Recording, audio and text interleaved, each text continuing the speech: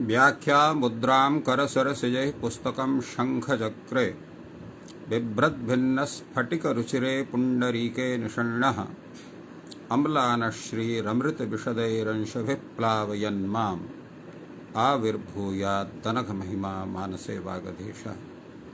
कृष्णाय वासुदेवाय हरये परमात्मने प्रणतक्लेशनाशाय गोविन्दाय नमो नमः।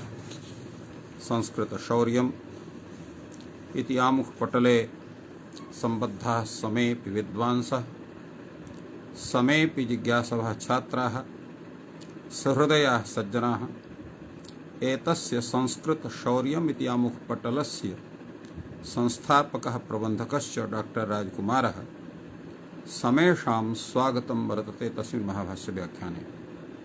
मान्याः, साम्प्रतं महाभाष्यस्य षष्ठाध्यायस्य प्रथमपादस्य व्याख्यानं चलति। अद्य शीर्षंच्छन्दसि ये च तद्धिते पद्दन्नो मासहृन्निशन्यूषं दोषन्यकन् छकन्नुदन्ना सञ्छष्प्रभृतिषु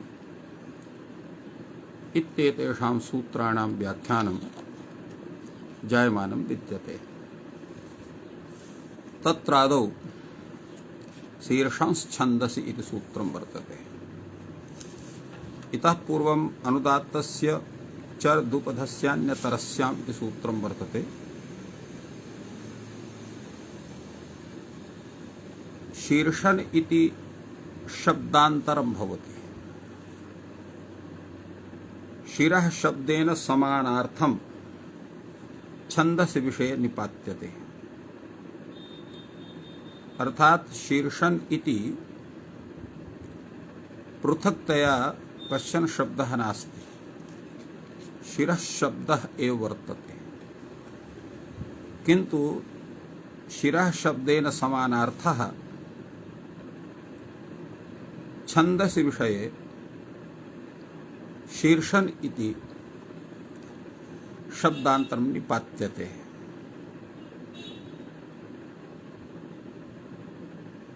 न पुनः अयम् आदेशः शिरः शब्दस्य, शिरः शब्दस्य स्थाने शीर्षन् इति आदेशः न भवति, अपितु निपातनात् तथा भवति। सोऽपि हि छन्दसि प्रयुज्यत एव, छन्दसि एव एतस्य प्रयोगः भवति। शेषणा हि तत्र सोमं क्रीतं हरन्ति यत्ते शीर्ष्णो दौर्भाग्यम् एवं रूपेण एतस्य वेदे प्रयोगः प्राप्यते। तत्र प्रश्नः भवति यत् शिरः शब्दस्य स्थाने शीर्षन् यद् निपातनं शब्दान्तरं भवति तत्र कथम एतस्य रूपं एतस्य आयाति। अत्र एवं भवति यत् शिरस् इति शब्दे अत्र निपातनात् सकारस्य स्थाने यः अन्त्यः सकारः वर्तते तस्य स्थाने नकारः भवति।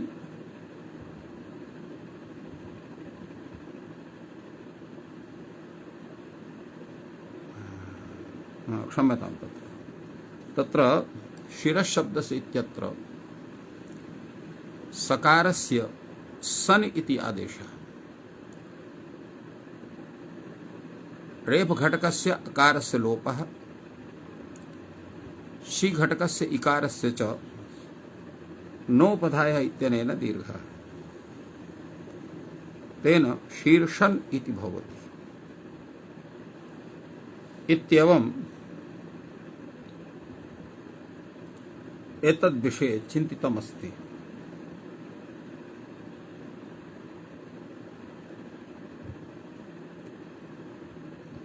अत्र विषये अग्रे तावत् प्रश्नः भवति अत्र छन्दसि इत्यस्य कथनं कथं वर्तते। तदा उच्यते छन्दश्चेन्नोच्यते तर्हि सर्वत्र शीर्षन् इति आदेशः स्यात्। इष्यते तु केवलं छन्दस्येव इति कृत्वा अत्र छन्दस् इति कथं वर्तते, तेन शिरः इत्यपि प्रयोगः सिद्ध्यति। एवं रीत्या अत्र विचारः वर्तते। अग्रे तावत् भाष्यरीत्या वयं विचारयामः एतत् सूत्रम्। भाष्यकारः कथयति शीर्षन् छन्दसि प्रकृत्यन्तरं, शीर्षन् छन्दसि प्रकृत्यन्तरं द्रष्टव्यं। किं प्रयोजनम्? आदेशप्रतिषेधार्थम्। शिरः शब्दस्थाने शीर्षन् इति आदेशः न भवति इति इत्यर्थम्। आदेशो मा विधायि, अत्र आदेशः न भवति तथा। अन्यथा प्रकृत्यन्तरं यथा विज्ञाय तथा प्रकृत्यन्तरमेव तस्य ज्ञातं स्यात्। किञ्च स्यात् अस्कारस्य छन्दसि श्रवणं न स्यात्। अस्कारस्य अर्थात् शिरस् इत्यत्र अस् इत्यस्य श्रवणं न भवति। शिरो मे शीर्यते मुखे, इदं मे इदं ते शिरो भिनद्मि, अत्र न भवतु तथा। अत्र शिरस् इत्यस्थाने अत्र निपातनात् शीर्षन् इति स्वरूपं जायते।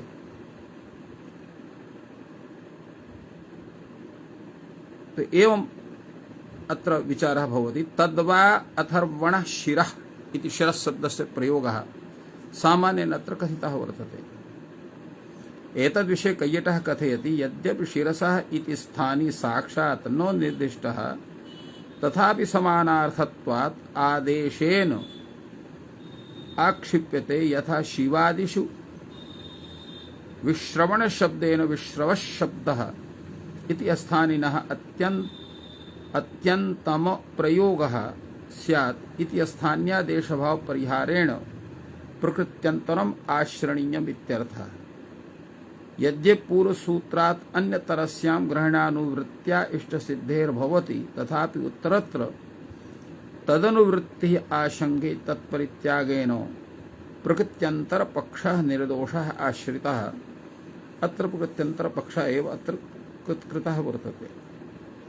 अर्थात् अन्यः एव प्रकृतिः अत्र भवति निपातनात्, एतस्य तात्पर्यं वर्तते। निपातनात् भवति प्रकृत्यन्तरम्। तत्र शिरस् इति प्रकृतिः अत्र न भवति, अपि तु निपातनात् एतस्य प्रकृत्यन्तरं भवति। अत्र प्रकृत्यन्तरं स्थाप्यते। एवं रीत्या एतस्य विचारः अत्र जायते। यद्यपि निपातनात् शिरस् शब्दस्यैव अत्र सकारस्य सन् इति आदेशः वा एवं नास्ति अत्र, किन्तु एतद्विषये न्यासकारः अत्र किञ्चित् कथयति। सः कथयति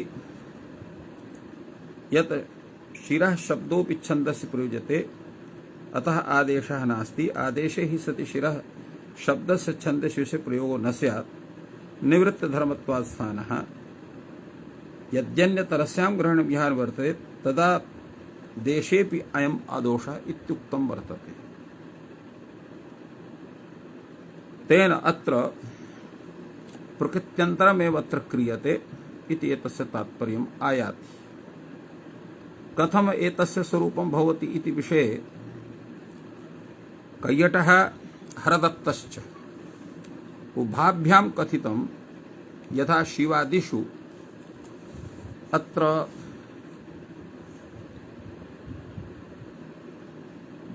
तत्र विश्रवण शब्दस्य श्रवणं भवति। तत्र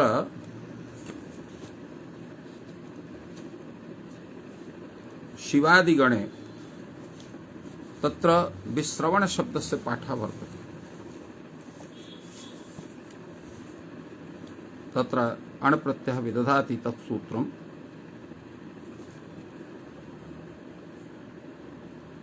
तस्मिन् गणे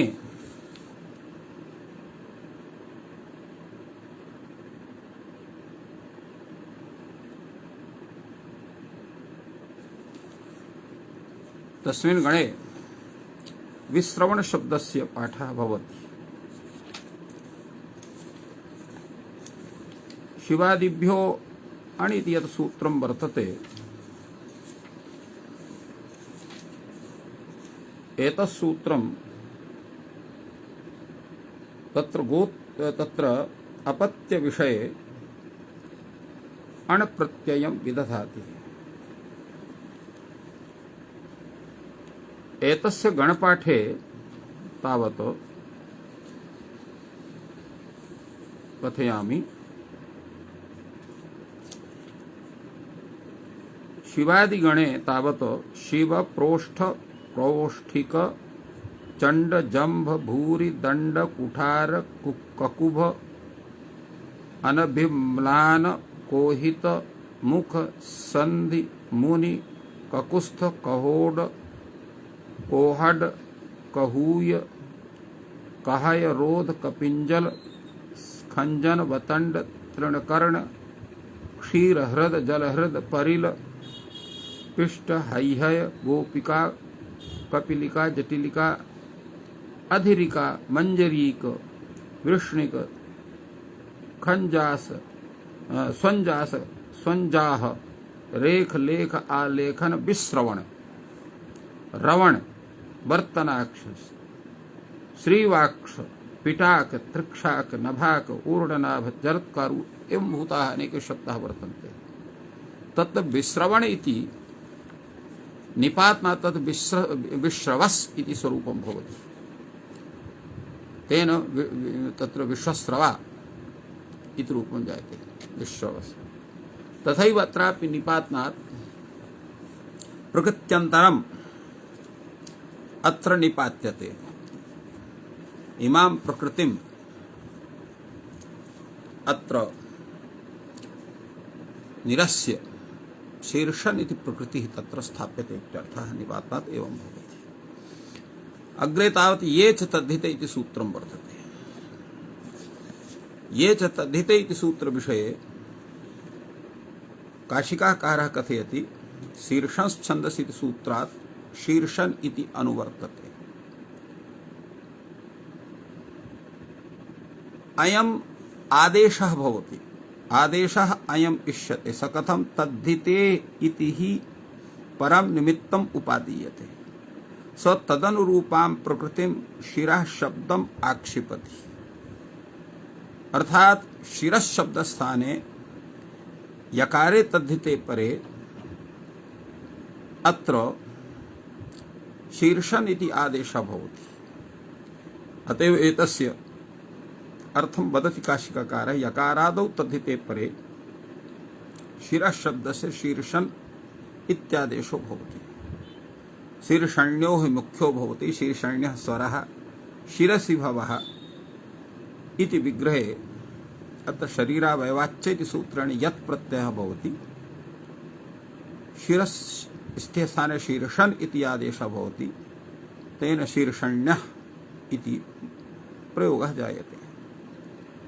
ये च भावकरणो इति सूत्रेण अत्र प्रकृतिभावः भवति। तेन शीर्षन् घटकस्य अनः अकारस्य लोपः न भवति। तद्धिते इति किम् अर्थात तद्धिते यकारादौ तद्धिते परे भवतु। तदा एतद् विषये उच्यते शिर इच्छति शिरस्यति। शिरः इच्छति इति विषये अत्र सुपात् पुनः क्यच् इति क्यच् सति शिरस्यति इति रूपं भवति। अत्र यद्यपि यकारादिः प्रत्ययः वर्तते किन्तु सः यकारादिः प्रत्ययः तद्धितः नास्ति। तस्माद् हेतोः तद्धिते इति ग्रहणात् शिरस्यति इत्यत्र शिरस् शब्दस्य शीर्षन् इति आदेशः न भवति। इति तद्धिते इति किं शिरः इच्छति शिरस्यति इति विषये उक्तम्। अग्रे अत्रैव वार्तिकं वर्तते। वाकेशेषु शिरसा शीर्षन् आदेशः वक्तव्यः। कदा यदा अभिधेयः केशाः स्युः तो शिरसि भवाः शीर्षण्याः शिरसि भवाः केशाः अत्र शिरशब्दात् भवार्थे अत्र शरीरायवाच्य इति सूत्रेण यत् प्रत्ययः वा केशेषु इति शीर्षन् इति आदेशः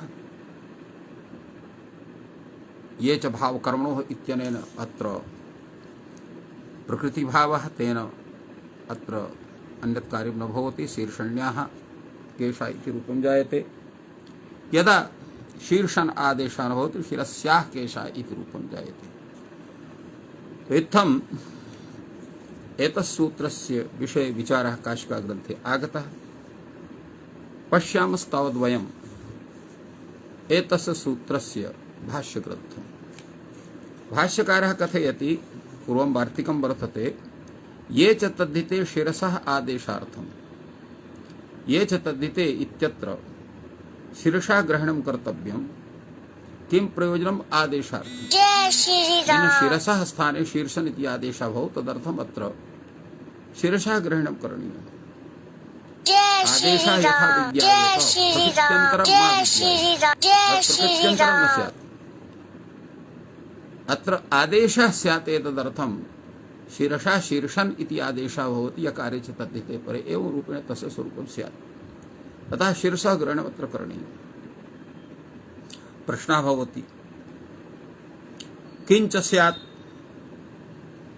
उच्यते यकारादौ तद्धिते असकारान्तस्य श्रवणं प्रसज्येत इष्यते तु अनकारान्तस्य श्रवणम् यकारादौ तद्धिते असकारान्तस्य श्रवणं प्रसज्येत शीर्षण्यो हि मुख्या भवति शीर्षण्यः स्वरः एतदर्थम् अत्र शिरसा ग्रहणम् अत्र करणीयम् एकः पक्षः अत्र समाहितः एतद्विषये कश्चन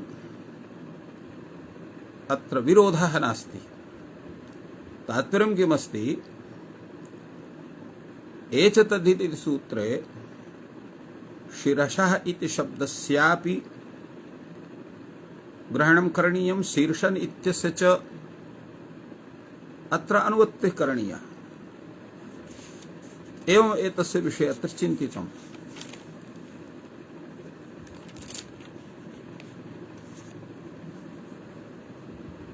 अग्रे तावत् उच्यते वा केशेषु केशेषु अभिधेयेषु अत्र शिरश्शब्दस्य स्थाने शीर्षन् इति आदेशः विकल्पेन भवति शीर्षण्याः केशाः शिरस्याः केशाः एतद्विषये अत्र कैयटः किञ्चित् प्रतिपादयति सः कहते तत्र शिरश्शब्दस्य केशविषयत्वात् शिरस्य शब्दात् एव केशार्थावगमात् केशशब्दः न प्रयोक्तव्यः शीर्षण्य शब्दस्तु सामान्यवाची इति तत्प्रयोगे विशेषागमाय केश शब्दः प्रयुज्यते इत्याहुः अर्थात अत्र शिरस्य शब्दस्य केशवाचित्वा शिरस् इति शब्दः केशवाची अपि वर्तते तेन शिरस्य शब्दादेव केशार्थावगमात् वा केशेषु अत्र केश इति शब्दः न प्रयोक्तव्यः शीर्षण्य शब्दः यः वर्तते स सामान्यवाची भवति तत्प्रयोग विशेषावगमाय केश शब्दः अत्र प्रयुज्यते अर्थात् शिरस्य शब्दस्य ज्ञानाय अत्र केश शब्दस्य प्रयोगः नास्ति वा केशेषु इति वार्तिके अपितु शीर्षण्य इत्यनेन केशार्थावगमनाय अत्र केशेषु शब्दस्य प्रयोगः भवति अचि शीर्षः अचि परे शिरसा शीर्षभावः वक्तव्यः इति अतिरिक्तं वार्तिकं वर्तते अचि प्रत्यय अजादौ प्रत्यय परे अचि परे नाम अजादौ प्रत्यय परे अत्र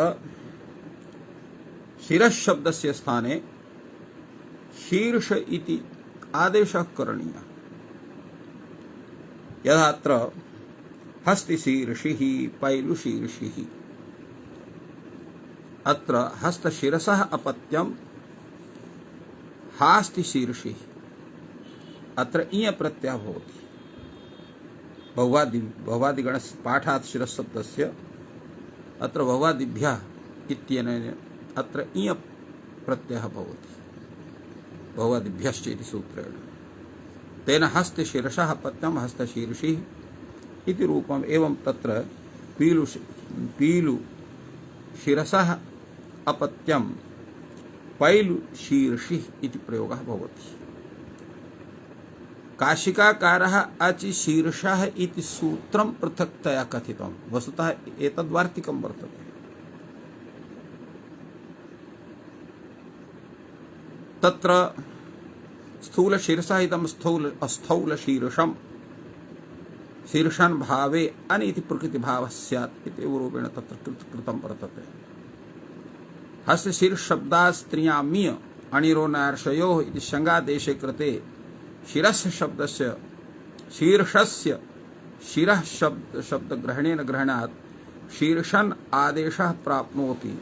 तत् प्रकृतिभावे सति हास्तिशीर्षण्य इति अनिष्टं रूपं स्यात्। इष्यते हास्तिशीर्षि शीर्ष इति हास्तिशीर्षिः इति प्रयोगः इष्यते। तत् कथं कर्तव्यः यत्नः अत्र प्रतिपादितात् अण्यन्तत्वात् परः प्रत्ययः शङ्गाश्रयितव्यः। तत्र यस्येति लोपस्य स्थानितभावात् व्यवधानं भवति इत्येव रूपेण काशिकाकारेण एतस्य विषये उक्तं वर्तते। अत्रैव काशिकाकारः क्षमतां भाष्यकारः कथयति छन्दसि च शीर्षः शीर्षभावः वक्तव्यः द्वे शीर्षे। द्वे शीर्षे अस्य चत्वारि संज्ञा त्रयो अस्य पादा द्वे शीर्षे सप्तहस्त अस्य शीर्षभाव अर्थात् अकारान्त शीर्षभावोऽपि भवति छन्दसि विषये शीर्षस्थाने तेन द्वे शीर्षे इति भवति। इह हास्तिशीर्ष्या पीलुशीर्ष्या इति प्रयोगः भवति। शीर्षः ग्रहणेन तस्य ग्रहणात् शीर्षन् भावः अत्र प्राप्नोति इति अत्र आक्षेपः जायते। उच्यते अस्तु नस्तदिति इति लोपः भवितव्यः। अत्र नस्तदिति इति लोपः भविष्यति। उच्यते न सिद्ध्यति अत्र टिलोपः। कथं? ये चाभावकरणो हि प्रकृतिभावः प्रसज्येत। यदि पुनः ये चितद्धिते इत्युच्यते किं कृतं भविष्यति? उच्यते इय शीर्षन् भावे कृते टिलोपेन सिद्धम्। इय प्रत्ययः यदा भवति तदा शीर्षन् भावे कृते टिलोपेन अत्र शीर्षि इति रूपं सिद्ध्यति। अग्रे तावत् उच्यते नैवं शक्यम् इह हि स्थूलशिरसः इदं स्थौल्यशीर्षम् इति प्रयोगः वर्तते। अत्र अन इति सूत्रेण अत्र अन प्रत्ययः भवति। अणि इति प्रकृतिभावः प्रसज्यते। अन इति सूत्रेण अण प्रत्यये परे अत्र प्रकृतिभावः प्रसज्येत। तस्मात् एतत्स्वरूपं तस्य नैवं शक्यम् न चेत् एवं शिरसः ग्रहणेन ग्रहणात् शीर्षन् भावः प्राप्नोति। कथम्? उच्यते पाक्षिकः एष दोषः अर्थात् पक्षे एव शीर्षन् भावः भवति, नित्यः शीर्षन् भावः नास्ति इत्यर्थः। कतरस्मिन् पक्षे? यदा भवान् कथयति पाक्षिकः एष दोषः, कस्मिन् पक्षे अत्र दोषः भवति? उच्यते शङ् विधौ द्वैतं भवति। कथं द्वैतं भवति? अणियोर्वा आदेशः स्यङ् अणिभ्यां वा परः। अणियोः अणयोः परयोः अत्र शीर्षन् इत्यस्य आदेशः भवति, तत्र स्यङ् भवति। आहोषित अणिभ्यां परः यः वर्तते तत्र भवति। अत्र उच्यते तद यदा या तावत् अणयोः परे आदेशः यह आदेशः अण प्रत्यय परे इय प्रत्यय परे यह शीर्षः शीर्षन् इति आदेशः भवति तत्रैव दोषः भवति यदा हि अण इभ्यां परः वर्तते तत्र न दोषः इत्येवं रूपेण भाष्यकारः अत्र समाहितवान् तदा न दोषो भवति अणिभ्यां व्यवहितत्वात् यतो हि तत्र व्यवधानं वर्तते। तो इत्थम् एतस्यापि सूत्रस्य व्याख्यानम् अत्र भगवता भाष्यकारेण सम्यक्तया प्रतिपादितम्। अग्रे तावत् सूत्रं वर्तते पद्दन्नो मास हृन् निशन् यूषन् दोषन् यकन् शकन् नुदन्नासन्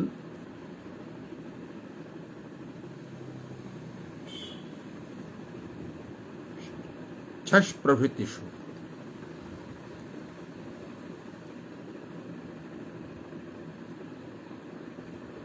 अत्र सूत्रे काशिकाकारः कथयति पाद दंत नासिका मास हृदय निशा असृज यूष दोष यकृत शकृत उदक आसन इत्येतेषां शब्दानां स्थाने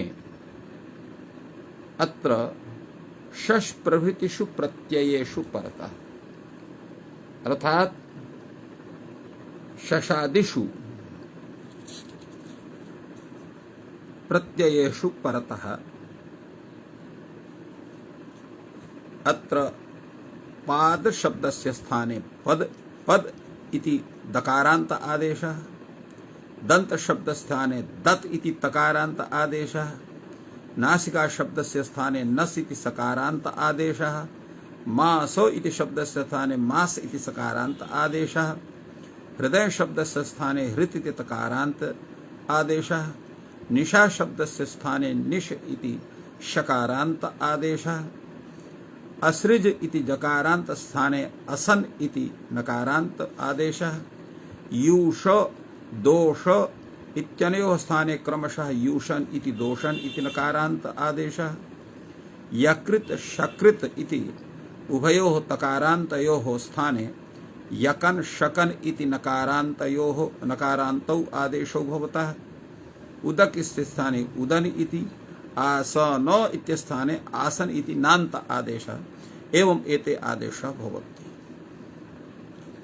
तो एते आदेशः समेपि यथा संख्यमनुदेशः समानाम् इति व्यवस्थया क्रमशः तस्य तस्थाने भवन्ति यतो हि पादादयः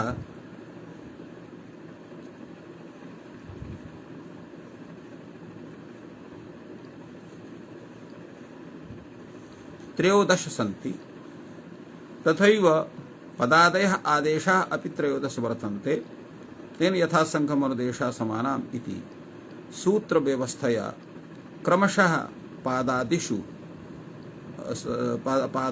पादादीनां स्थानेषु एते पदादयः भवन्ति। अत्र पद इत्यस्य उदाहरणम् अत्र निपदश्चतुरो जहि इति वर्तते। पदावर्तय गोदुहम् अत्रापि पद शब्दस्य विषये वर्तते। पादः पत् पादस्थ स्थाने पद इति आसन् एवं दन्तस्थाने दत् इति आदेशः भवति। या दतो धावते तस्यै श्यावदन् इति प्रयोगः अत्र वर्तते। नस् इत्यस्य सुकरस् त्वा खन् सुकरस्त्वा खनन् नसा इति नसा इति प्रयोगः वर्तते। मास् इत्यस्य मासित् त्वां पश्यामि चक्षुषा अत्र मासि इति प्रयोगः। हृदय इत्यस्थाने हृद इति आदेशः। हृदा पूर्ते मनसा जात वेदः अत्र हृदा इति प्रयोगः आगतः। एवं निश् इत्यस्य अमावस्यायां निशि अजेत अत्र निश् इति प्रयोगः वर्तते। असन इति असिक्तो स्नावरोहति असिक्तो स्ना सिक्तो स्ना अवरोहति अस्ना इति प्रयोगः वर्तते।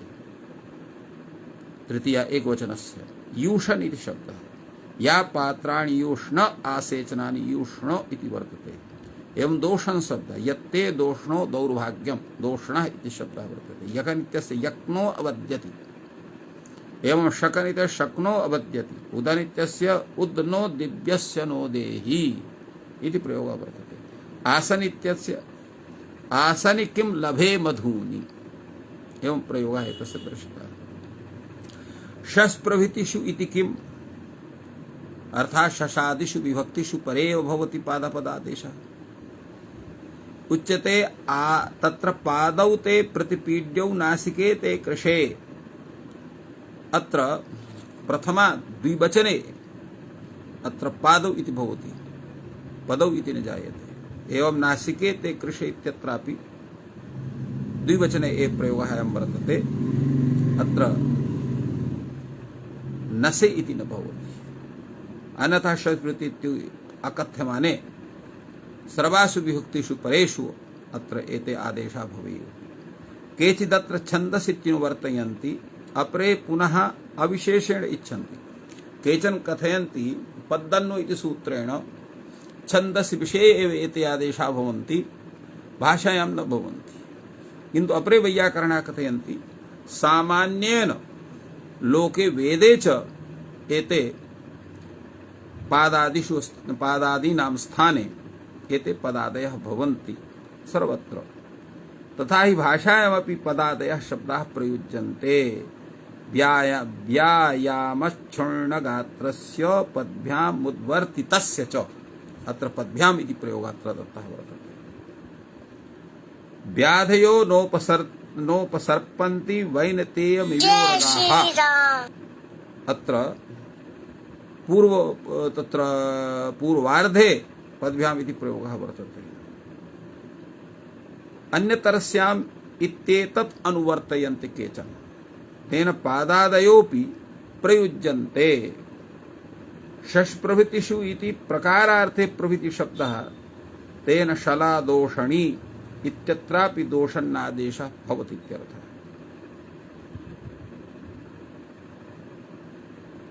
अत्र पदादिषु मांसपृत्स्नूनामुपसंख्यानम् इति एतद् वार्तिकम्। अर्थात् पदादिषु विषये तत्र मांस पृतना सानु इत्येतेषां स्थानेपि यथा संख्या मास पृत् स्नु इत्येते देशा भवन्ति। तेन मास पचन्या उखायाः मास पचन्या इति प्राप्ते मांसो प्रचन्य तो मांसो इत्यस्थाने मांस इति शांत आदेशः भवति।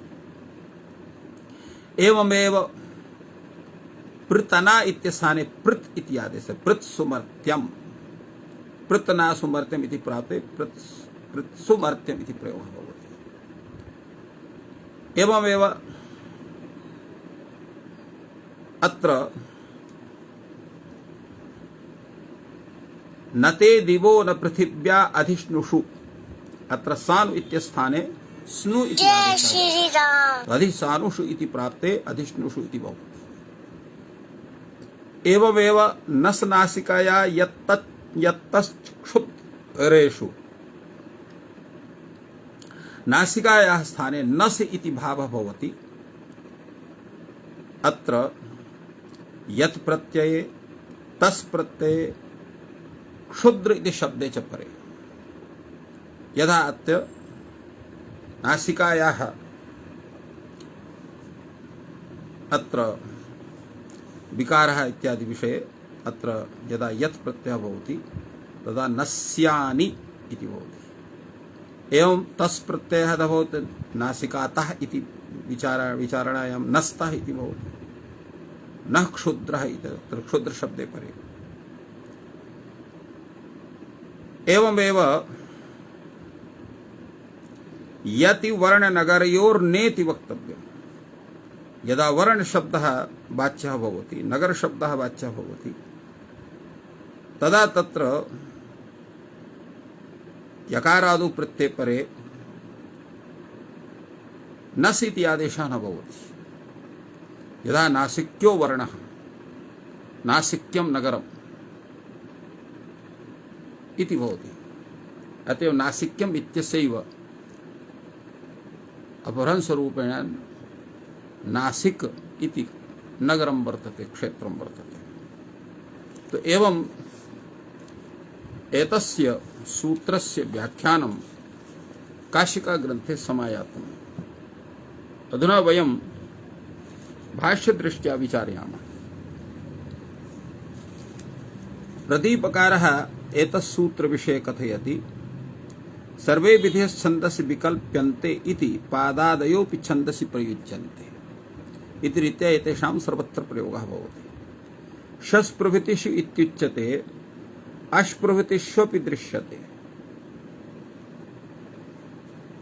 शस् प्रभृतिषु दृश्यते। अत्र अश् प्रभृतिष्वपि दृश्यते इत्यस्य किं तात्पर्यं भवति? अर्थात् शशादिषु विभक्तिषु परे तु पादादीनां स्थाने पदादयः भवन्ति, क्वचित् अश् प्रभृतिष्वपि दृश्यते। अश् इत्यस्य किं तात्पर्यम्? अत्र अश् इत्यस्य तात्पर्यं भवति अत्र